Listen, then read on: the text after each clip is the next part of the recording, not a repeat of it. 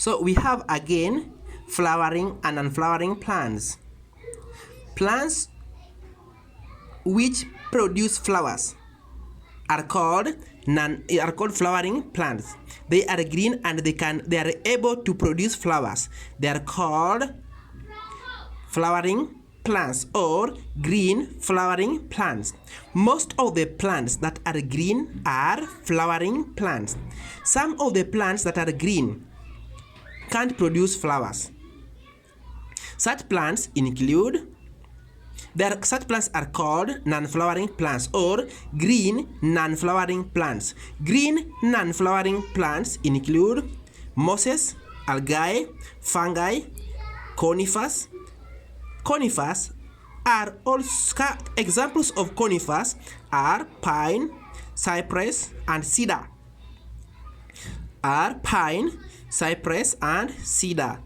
Down there you can see examples of green non-flowering plants: fern, lichen, liverwort. Those are just examples, but we have said examples of conifers are pine, cypress, and cedar. Non-green plants down there. So most of the plants reproduce through flowers. Remember, the reproductive part of a plant is flower. So most of the plants reproduce by means of flower or by flowering. This is also known as sexual reproduction, which you learn later. Then some of the plants that can't produce flowers, they reproduce by means of cones, e.g. the conifers. They reproduce by means of cones. That type of reproduction which does not involve flower is called asexual reproduction. Asexual. It does not involve flower, or it can't involve flower. But the one that involves flower is called sexual reproduction.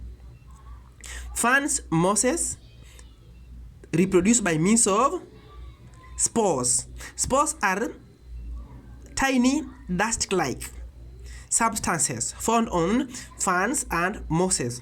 So spores, I've said that ferns and mosses reproduce by means of spores, and spores are tiny means small dust-like substances on the ferns and mosses. Yeast reproduce through budding. A budding is a process whereby the parent plant reproduces its young one through branching. The parent plant reproduces its young one through branching. So that process which involves the reproduction of yeast is budding. So budding is a reproduction process that involves the yeast.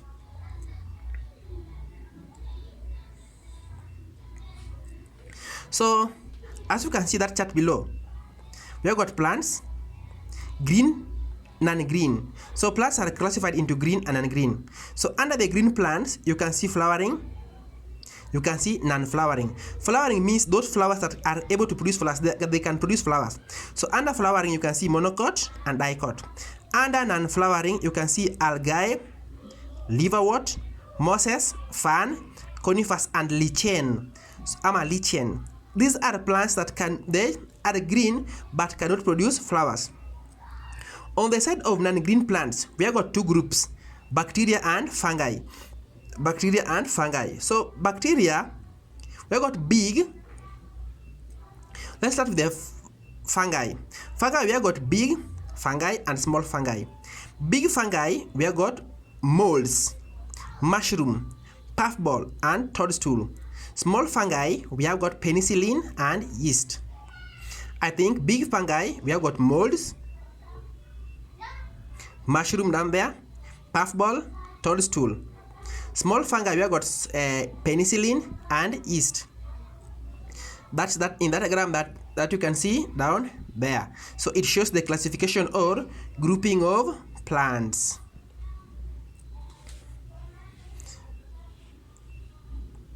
So up, we have got the functions of external parts of a plant. The functions of a plant. Which the parts of a plant. The functions are roots. The functions of roots, stems, leaves. They got different functions that we shall look into.